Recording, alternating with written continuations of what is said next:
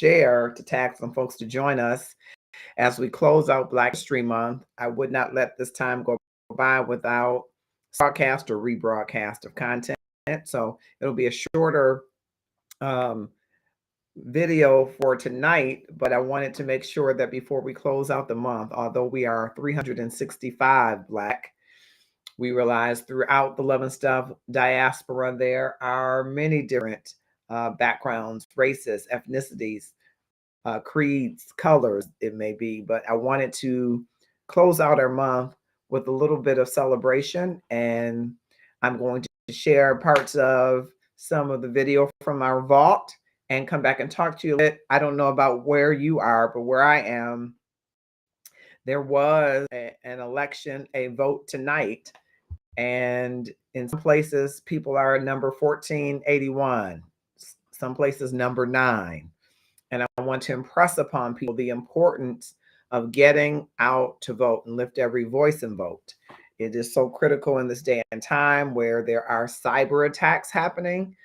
And some of these attacks, it is alleged, are from some of our adversaries who are intending to do some detrimental things to our systems, our being systems, water and electricity.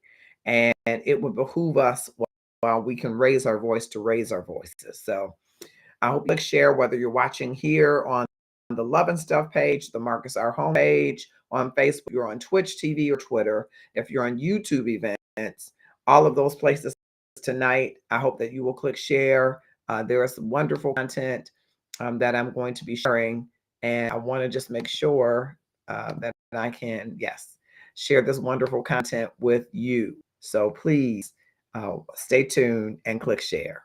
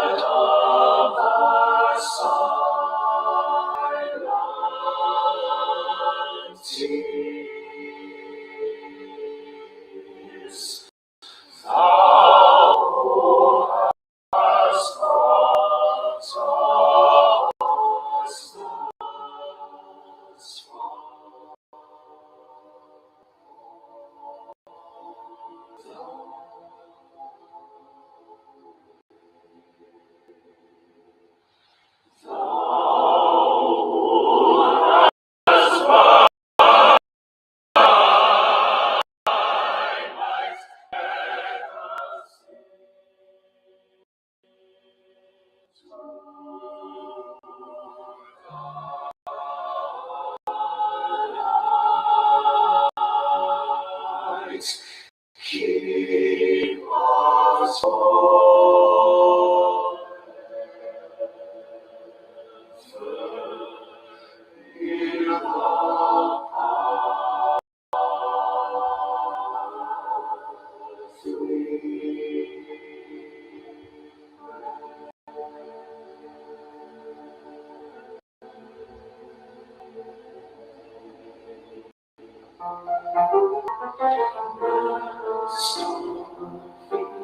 Straight from the places for God where we rest.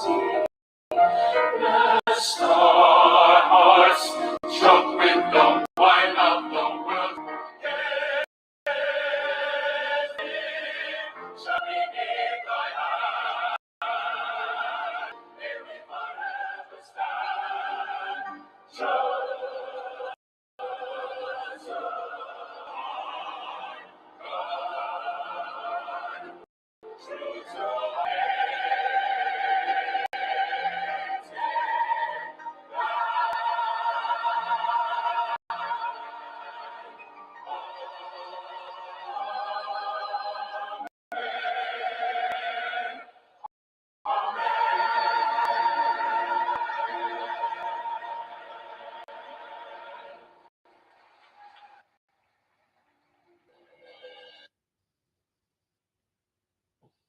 And good evening, and good afternoon, and morning, wherever you may be around the world.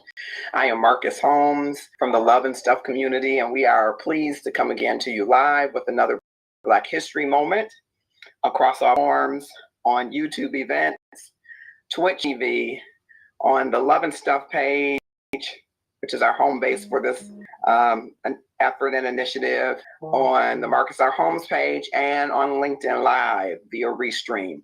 We're pleased to come back to you, and this week we have been talking about the writings and writers in the African American excerpts. And so today we continue that with a brief look at some of the Harlem Renaissance. I say brief because there is just so much information that we love to share. And while we are 365, we realize that 28 days or 29 days on a leap year are not sufficient to illuminate and elevate the voices of our forefathers and ancestors who walked in excellence and humility, and who walked in struggle and adversity and made so many unique contributions to our world. And so if you will just drop comments that you are here across platforms, I would be so excited to know that you are here with us on all of these platforms. So thank you so much. And we will get started. I just, again, want to thank those of you that have been on this 28-day journey with us. We are on the journey, but we have not finished the journey. And we are hoping that you will continue your journey with us. Journey of information that we have gleaned from those that have shared with us, and all those who have come before us. So I will start with a little bit of the information from the Poetry Foundation as an introduction to the Harlem Renaissance. A quote from Langston Hughes, who was a part of that movement in time, from The Negro Artist and the Racial Mountain, which we a few excerpts of in just a moment. We younger Negro artists who create now intend to express our individual dark-skinned selves without fear or shame. If white people are pleased, we are glad. If they are not, it doesn't matter. We know we are beautiful, and we too. End quote, Langston Hughes. In the 1920s, creative and intellectual life flourished within African American communities in the North and Midwest regions of the United States, more so than Harlem. The New York neighborhood, encompassing only 3 square miles, teemed with Black artists, intellectuals, writers, and musicians. Black-owned businesses, from newspapers, publishing houses, music companies, to nightclubs, cabarets, and theaters, helped fuel the neighborhood's thriving scene. Some of the era's most important literary and artistic figures migrated to or passed through the Negro capital of the world, helping to define a period in which African American artists reclaimed their identity and racial pride in defiance of widespread prejudice and discrimination. The origins of the Harlem Renaissance lie in the Great Migration of the early 20th century, when hundreds of thousands of Black people migrated from the South into urban areas that offered relatively more economic opportunities and cultural capital. It was, in the words of editor, journalist, and critic Alan Locke, a spiritual coming of age for African American artists and thinkers who seized upon their first chances for group expression and self-determination. Harlem Renaissance poets such as Langston Hughes, Claude McKay, and Georgia Douglas Johnson explored the beauty and pain of Black life and sought to define themselves and their community outside of white stereotypes. Poetry from the Harlem Renaissance reflected a diversity of forms and subjects. Some poets, such as Claude McKay, used culturally European forms. The sonnet was one, melded with a radical message of resistance, as in "If We Must Die."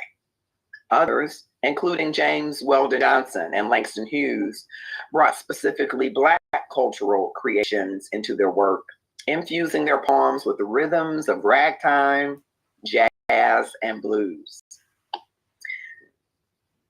From 1914 to 1919, these years marked the beginning of the Great Migration, a period between 1916 and 1970 during which millions of African Americans migrated from the South to the North to flee the economic exploitation that accompanied life as a Southern sharecropper or tenant farmer, as well as violent and pervasive racism. They sought well-paying industrial jobs left vacant in the wake of World War II, which cut off cheap immigrant labor from Europe and introduced white laborers to join the armed forces. More than 170,000 African Americans settled in Harlem alone. 1920 to 1904, the literary aspect of the Harlem Renaissance is said to have begun with a dinner at the Civic Club celebrating African American writers. The likes of Countee Cullen and W.B. Du Bois mingled with members of the white literary establishment, and doors opened. Editor and critic Alan Locke was offered the chance to create an issue of the magazine survey graphic on Harlem, Mecca of the New Negro, which later became a book-length study. Even now, before the Civic Club dinner, writers associated with the Harlem Renaissance were publishing important works, such as Claude McKay's Harlem Shadows, James Weldon Johnson's anthology, The Book of African American Negro Poetry, and Jean Toomer's Cane were all published during these years. 1925 to 1929. These years encompass some of the landmark achievements of the literary Harlem Renaissance, such as Alan Locke's anthology, The New Negro and Interpretation, which included works by Langston Hughes, Jean Toomer, and Zora Neale Hurston, and sought to end the movement. Yet the economic boom that had allowed African American culture to flourish in the 1920s was about to end. In October 1929, a stock market crash sparked what is known as the Great Depression. Millions were thrown out of work, and African Americans, who tended to be last hired, first fired, were hit especially hard. African American artists saw their audiences and support dwindle as budgets and disposable income shrank. 1930 to 1940. By the 1930s, unemployment and municipal neglect had transformed Harlem. Though scholars hold views as to when the Harlem Renaissance ended, some point to the Harlem Riot of 1930 movement, when rumors circulated that police murdered a Black Puerto Rican teenager for stealing a 10-cent knife from a local store. More than 10,000 people took to the streets of Harlem. Protests soon turned violent and resulted in 3 deaths, 125 arrests, and more than $2 million in property damage. Other economic factors brought changes to Harlem, and many residents moved away from the area. Poets from the Harlem Renaissance left an immeasurable impact on modern and contemporary poetry, inspiring the Black arts movement of the 1960s and 70s, as well as international arts movements of the African diaspora known as Negrismo in the Caribbean, and Negritude in the Francophone world. Now I will share a few of the pieces from some of the artists. Again, so much work from that period share, and volumes of work that we could share in our Black History Moment, but we will share some. We will start with Claude McKay's If We Must. We must die. Let it be not like hogs, hunted and pinned in an inglorious spot, where around us by the mad and hungry dogs, taking remark at our cursed lot. And we must die, oh let us know the day, so that our precious blood may not be shed in vain. Then even the monsters by shall be constrained to honor us dead. O kinsmen, we must meet the common foe. Though far outnumbered, let us show us brave. And for their 1,000 blows, deal one death blow. What thought before us lies the open grave. Like men, we'll face the murderous, cowardly pack. Press the wall, dying, but fighting back. We'll also read Harlem Shadows by Claude McKay as well. I hear the halting footsteps of a lass. In Negro Harlem, when the night lets fall, I see the shapes of girls who pass, to bend and barter desire's call. Ah, let dark girls who in slippered feet go prowling through the night, from street to street. Through the long night until silver break of days, the little gray feet know no rest. Through the night until the last snowflake has dropped from heavens upon the earth's white breast. The dusky clad girls of tired feet are trudging, thinly shod, from street to street. Ah, stern, harsh world, that in the wretched way of poverty, disgrace, dishonor, and race, has pushed the timid little feet of clay, the sacred brown feet of my fallen race. Ah, heart of me, the weary, weary feet in Harlem, wandering from street to street.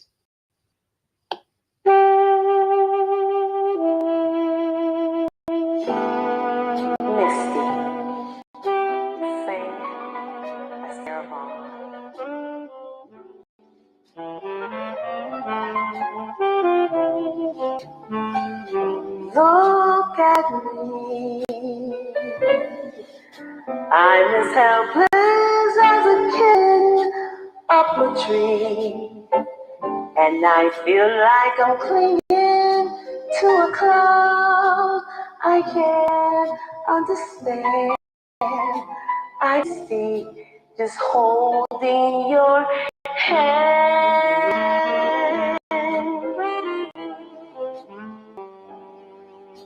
Walk my way, and 1,000 violins begin to play, or it might be the sound of my hello, the music I hear.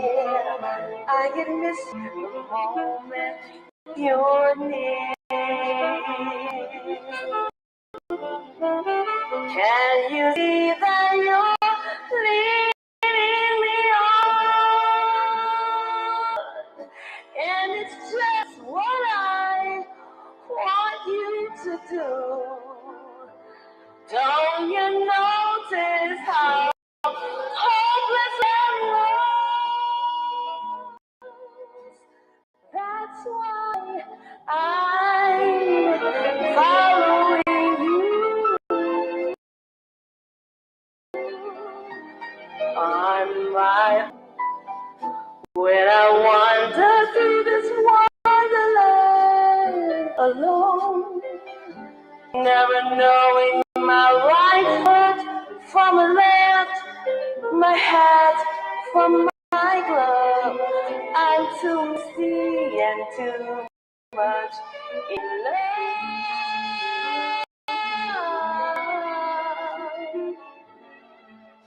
We're too misty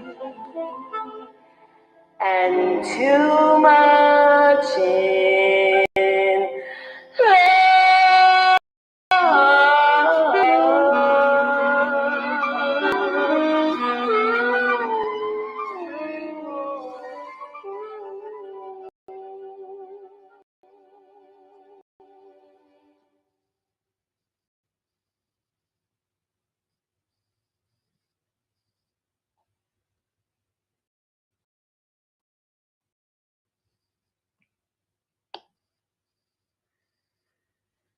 We will read some excerpts from The Negro Artist and the Racial Mountain.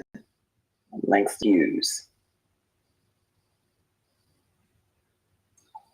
One of the most promising of the young Negro poets said to me, I want to be a poet, not a Negro poet, meaning I believe to write like a white poet, meaning subconsciously I would like to be a white poet, meaning behind that I would like to be white.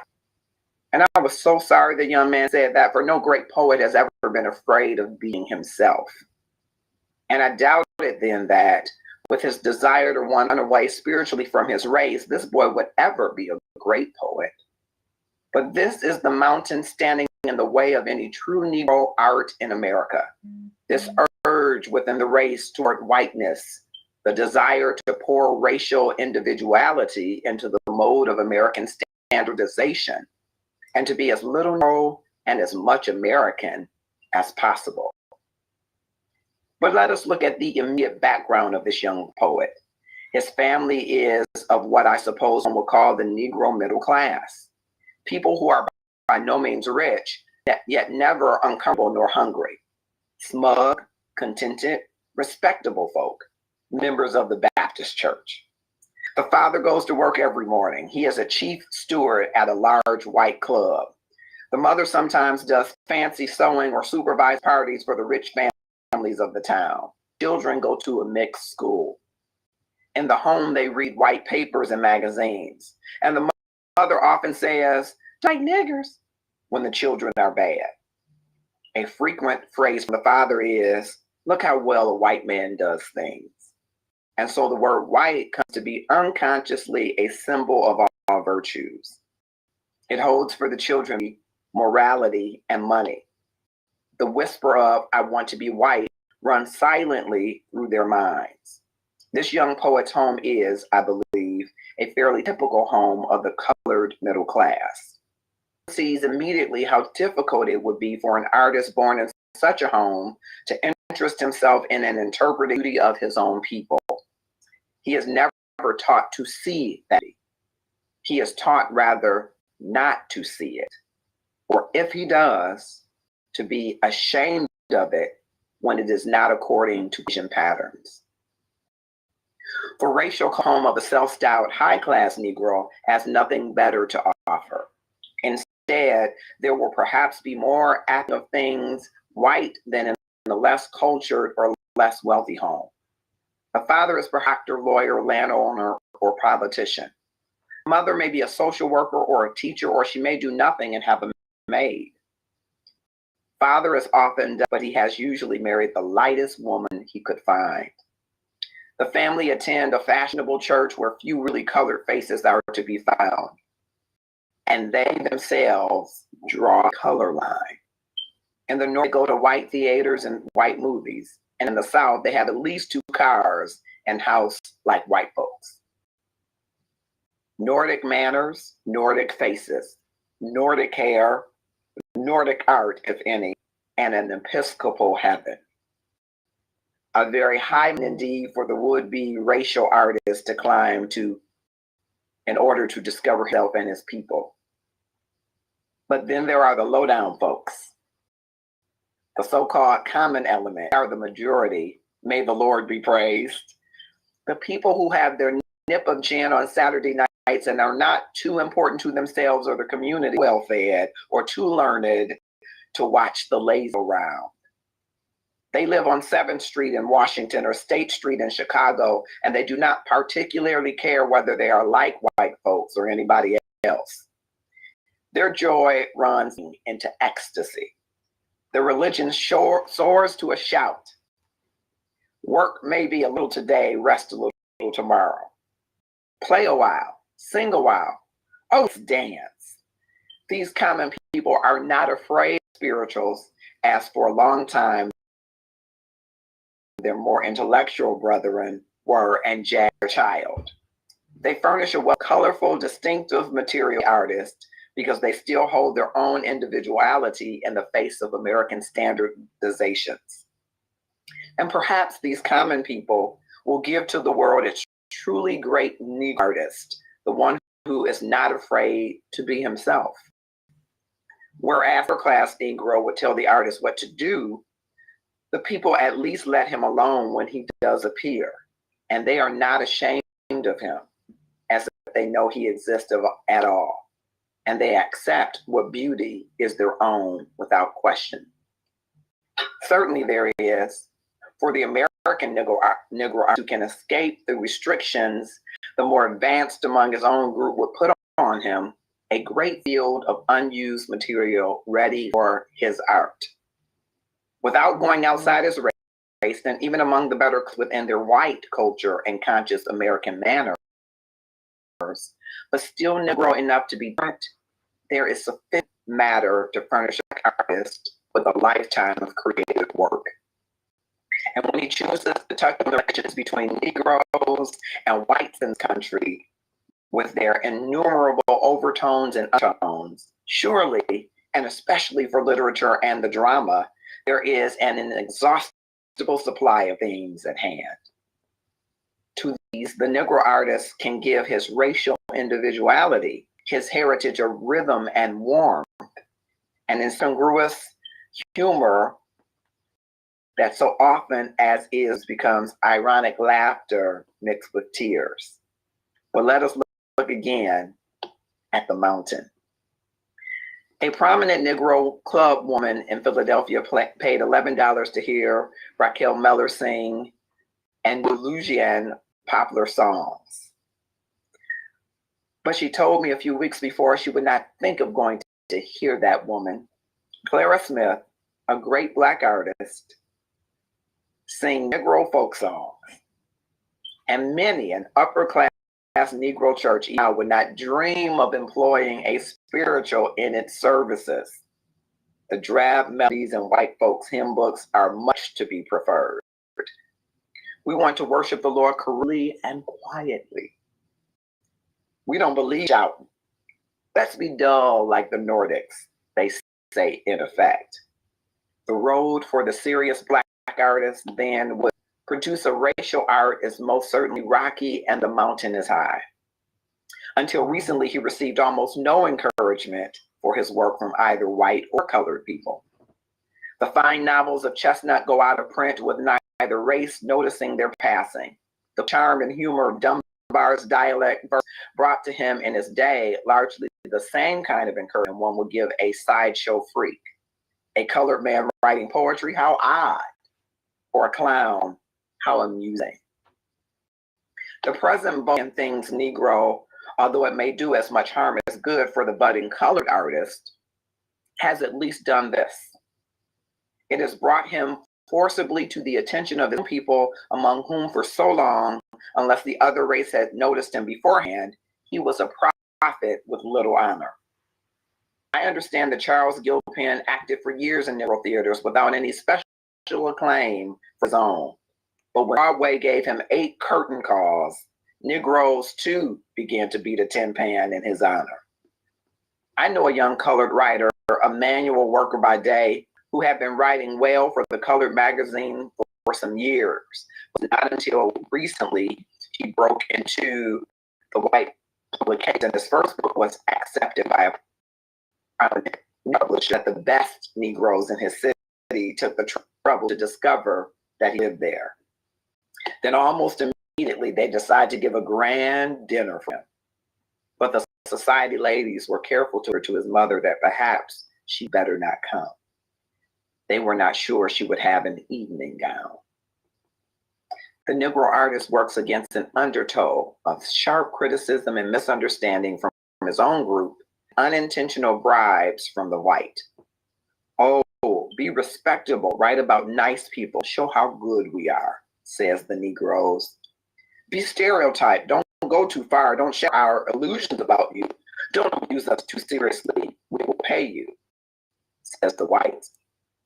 Both would have told Gene Turner not to write Cain. The colored people did not praise it. The white people did not buy it. Many of the other people who did read Cain hate it. They are afraid of it. Although the critics had good reviews, the public remained indifferent. Yet, except the working of Du Bois, Cain contains the finest prose written by a Negro in America. And like the thing is truly racial. But in spite of the Nordic-sized Negro intelligentsia and the desires of some white editors to have an honest American Negro literature already within us, now I await the rise of the Negro theater. Our folk, having achieved worldwide fame, offers itself to the genius of the individual American Negro composer who is to come. And within the next decade, I expect to see a growing school of colored artists who paint and model the beauty of darkness and create with new techniques the expressions of their own soul world. And the Negro dancers who will dance like flame, and the singers who will continue to carry our songs to all who listen, they will be with us in even greater numbers tomorrow. That's an excerpt from Langston Hughes.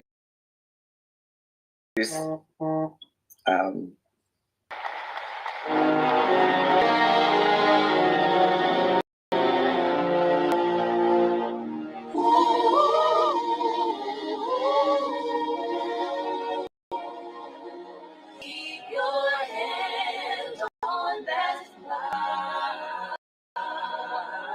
Hold on, hold on, hold on. No, let me come in. Doors fast and then the windows open. Keep your hands on that plow. Hold on. Noah said you done lost your track. Can't plow, she can keep looking back. Keep your hand on that plow and hold on. Hold on.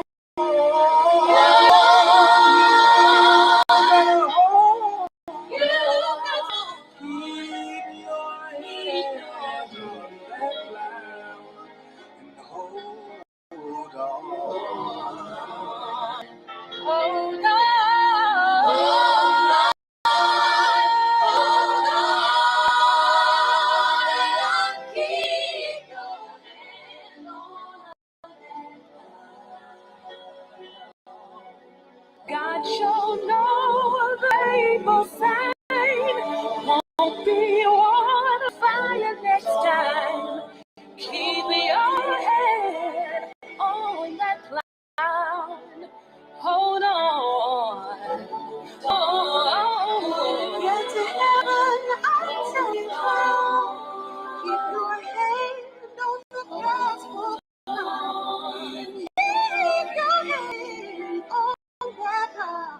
Hold on. Oh, God. Through every trial, He is on the trial. Hold on. God will take care of you. He's gonna see you through. Just keep holding on. Hold on. Keep going ahead,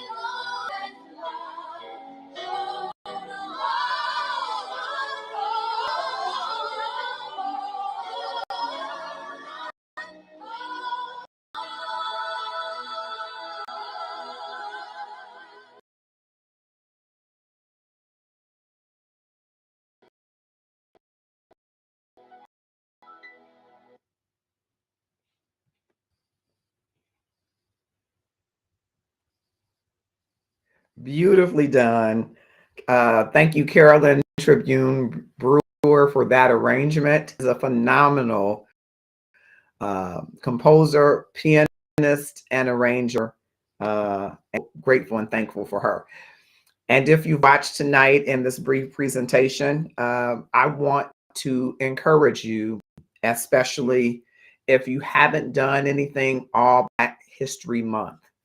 Two things I want to encourage you to do, and I'm just looking across platforms, and thank you for joining us, whether you are on the Marcus R. Holmes page or on the Love and Stuff page or on Twitch or Twitter or YouTube events. Black History Month could not encapsulate all that African Americans and people of African descent have contributed to the United States of America. Literally, this country was built on the backs of the hard labor of African Americans, colored, Negro, however you want to characterize a great and mighty people.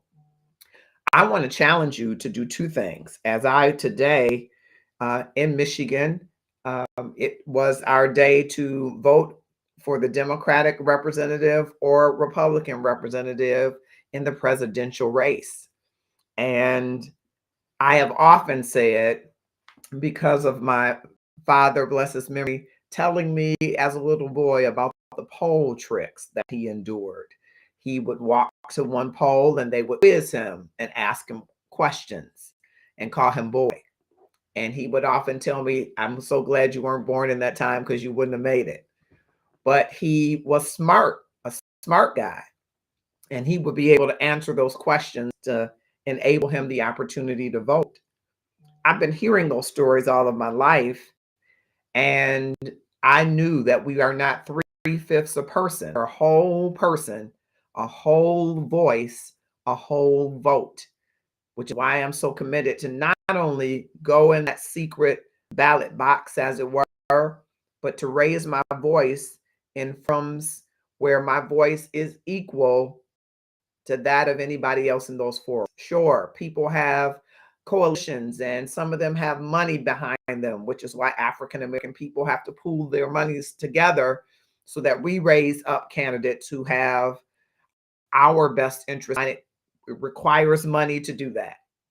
But it's important to me to raise my voice because of that man, Herbert Clark Holmes, bless his memory, who told me it was not only my right to vote, it was my honor and privilege to honor the last name Holmes, to live circumspectly and be clean and be neat, be smart and make good of his name and vote. And I have all of these years just on the sheer point of that privilege that I realized that we were not always enfranchised to vote. So I want to say to you, whether you're in Michigan and you voted today, kudos to you. I hope you got your button like I must. Or if you're anywhere else around the country and your time is coming for your state, vote your conscience. And if your conscience is Donald Trump, I want you to pray. But vote your conscience, but vote and let your voice be heard, not only nationally, but in the local elections. To me, that's one of the greatest ways that you can honor those amazing, resilient people on whose shoulders we stand. We could not be in leadership in organizations, and we could not be business owners had it not been for those that sacrificed before us. And so if you haven't done anything for Black History Month, I want you to make sure you're registered to vote and vote. Vote because your voice matters. And in the balance, some people say, well, it doesn't matter. But if it didn't matter, I want to challenge you to think about it. Why do people work so hard to suppress it? I would imagine that's something that is not of value that people would not try to suppress. Something that's great is when you get great opposition, right? It isn't when something isn't great that people say, oh, look at that. That isn't great. No, when something is great that people seek to steal it. No one is stealing something that is not of value to them. No one is suppressing and creating laws and creating a policy to prevent you from voting because your vote doesn't matter. It does. And so in History Month, if you haven't done anything all month, if you haven't sang Swing Low, Sweet Chariot, if you haven't dressed in African art, register to vote and take someone with you. Make sure you do that. And the second thing I want to challenge you to do, if you haven't, you may have already done these things, but if you haven't done anything for Black History Month, I want you to look at your vocation. Maybe you're a nurse, or maybe you are a business owner. Maybe you are a makeup artist or a singer. Maybe you're a musician. Maybe you're a dancer. Maybe you're an engineer or a scientist. I want you this month and going into the next, find someone in your vocation on whose shoulders you stand to learn more about them. And maybe you know about the more popular ones in your field, but I want you to dig. Because I want you to know that where you are today, where you're working, you didn't just pull yourself up by your boot. That the great Dr. James Cornell Perkins says, you didn't have any boots. So you didn't pull yourself up by your bootstraps. No one has gotten to where they are, and no one has achieved lofty heights that they have without standing on the shoulders of someone else's blood, sweat, tears, work, equity in this world. So I challenge you in the celebration of 165 Days Black, or in these last 2 days, look at your vocation and find someone who was that first business person, who was that first nurse that got his or her master's degree, who was that first doctor in your specialty area. And if that person isn't living, celebrate their life. And if they are, find a way to say thank you, so that you will realize that you are connected to a great heritage, a great resilience, a great sacrifice that has caused me to pay it forward, so that the next generation, the next person that comes, has it just a little bit easier.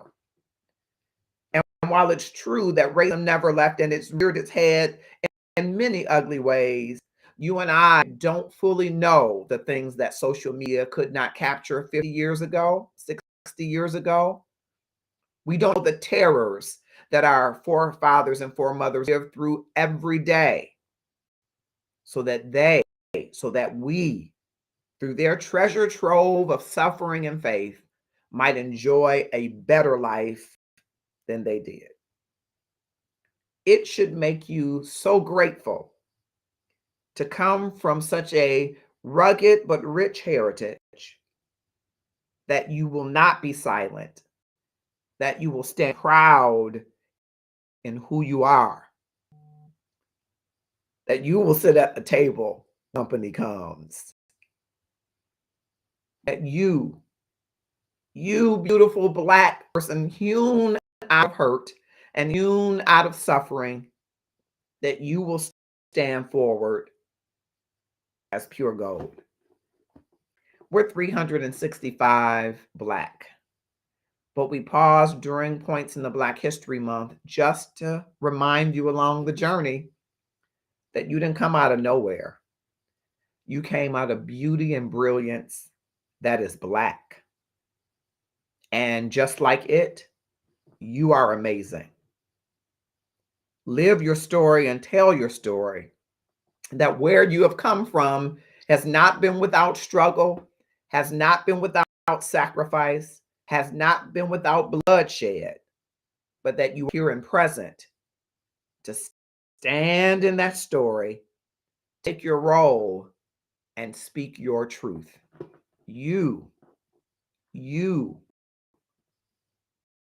I are the inherited of that wonderful history, wonderful treasure trove that people before us laid their life.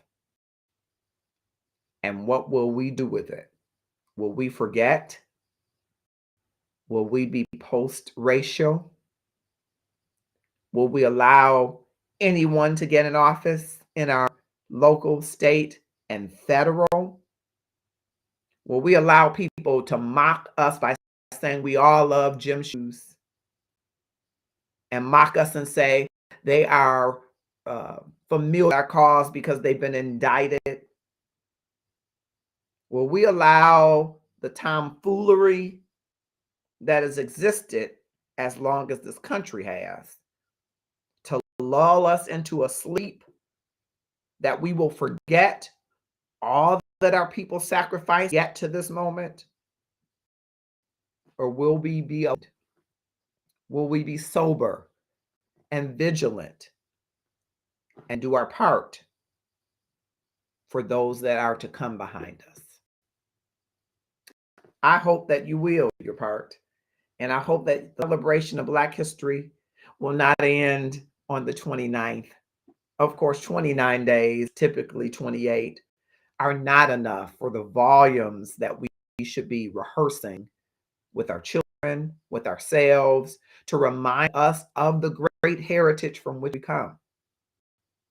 So why not be 365, Black, 366 Black, and share and tell, rehearse, and live the varied stories of a people who have literally, by the grace of God, risen from the ashes.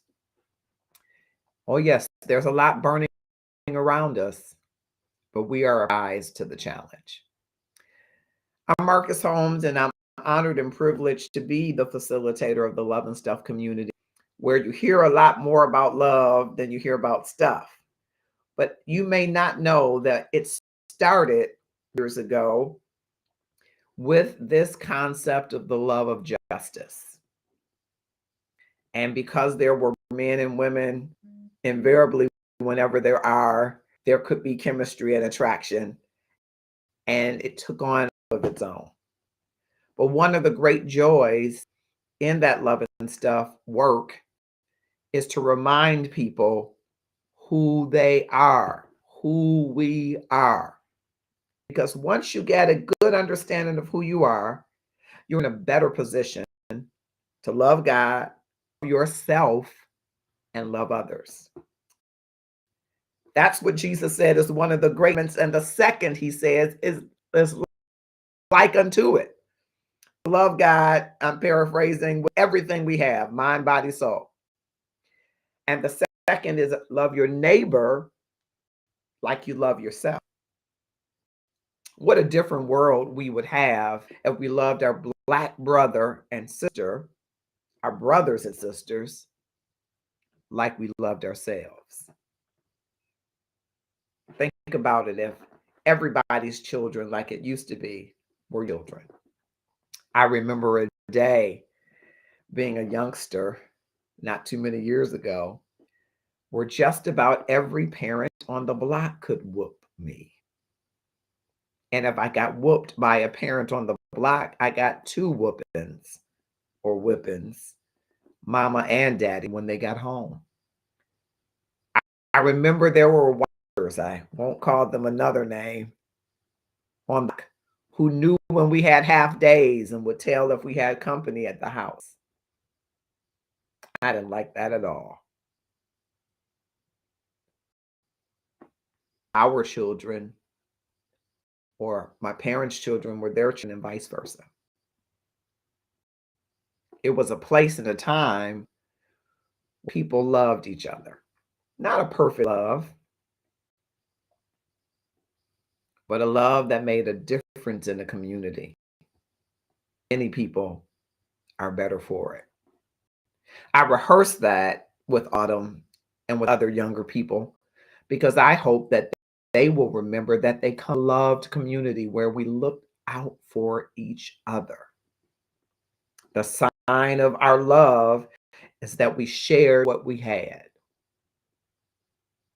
so nobody went without.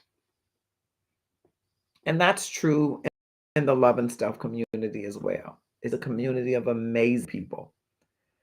And I invite you to join this community.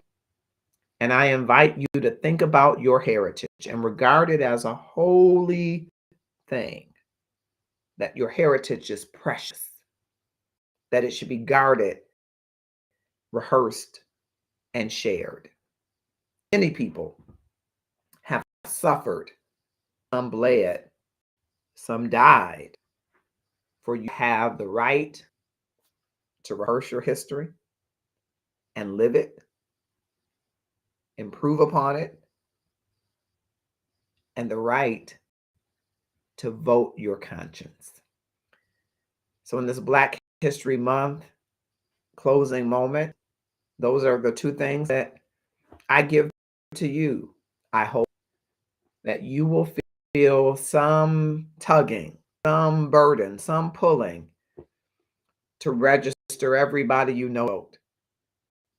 And if you're not registered, to register yourself to vote. It's not good enough to just register. You got to vote. Vote your conscience. And if your conscience is Donald Trump, I'm going to pray. That's not necessarily the view of the Love and Stuff community, but it is Marcus R. Holmes. I want you to pray. Yes, we should pray anyway, but I want you to pray. But vote your conscience. Vote for what you think is going to be or bring a better reality for your life. But remember, there are people at your vote and they don't care anything about your voice. There are people that want your vote and they don't care anything about your interest. There are people who believe that they have your vote and they're taking for granted your voice and your vote. My question then is, what do you do about it in the light of this glorious and varied history that makes you and I the darker brother, the African American, Negro, the colored, the Black? What are you going to do with your? I challenge you to raise it in love. I hope that you will go and click on the notification bell at the top of the page. We would love to have you join the Love and Stuff group. I also encourage you to consider getting Gratefulness Journey every day. What are you doing in 30 days to transform your life? As well as some of our Love and Stuff gear and our sports talk gear, and joining any of the groups as well. Join Darren Williams tomorrow. He'll be back tomorrow with Love and the Scriptures at 6 p.m. each time. Every month in excellence, as he always does. He is a premier educator, an American educator and historian. Join him at 6 p.m. Eastern Standard Time Wednesday. Then on Saturday, you don't want to miss the fellas that love sports. Kamal Williams and Felix Holmes, co-host, bring us excited talk. And Saturday, they just added a feature. They're looking to find a special sister for Felix. So you don't want to miss the fun that they're going to have Saturday mornings, every Saturday at 11 a.m. Eastern Standard Time with sports with Kamau and Felix. And you can go to their page, go to the Love and Stuff page and join their group. They have their own group, the Sports Talk group, as does Darren, Love and the Scriptures group. This is all things love. And we hope that you will find something here that love. And if you do, tell us about it. Drop us an inbox at Love Stuff. We appreciate you as I look across platforms. Thank you so much for joining us. And I hope that you will have a wonderful night. I appreciate all of you. I'm looking. Thank you, Phyllis Lloyd and Beatrice Woodward, Darlene Jennings. Thank you, Juanita Patrick, Christina Smith, Ann Lewis, Tabitha Goodner. Come on, Elder. Kimberly Bates, Nicole Baldwin, Vanita Smith, Lisa Billups. Thank you. Darlene Dunning, Deborah Hoskins, Narda Shambly, Pat Miles, Benjamin Barnes. Thank you all. Hope you enjoyed some of the Black moment. And I hope, again, you will challenge to delve into your vocation and find out some fact about someone that you didn't know. Maybe you're an engineer. Delve into that and find an unknown engineer, African American, male or female. And if they're still living, give them a thank you, because you are able to be an engineer today because someone came before you. So let's rehearse the stories of the great people who came before us. And let's do that all year long. All year long, rehearse the greatness of our people so that all of our people come to the understanding and awareness that we are great. And then secondly, again, we want you to vote. Be registered, be ready, be engaged in the process. I'm Marcus Holmes. Have a grateful evening. I'm so excited that you joined, and I hope you will click share and tag some other folks to join us as well. And we hope to see you in these Facebook, Twitter, Twitch, YouTube spaces with more love. Have a grateful evening.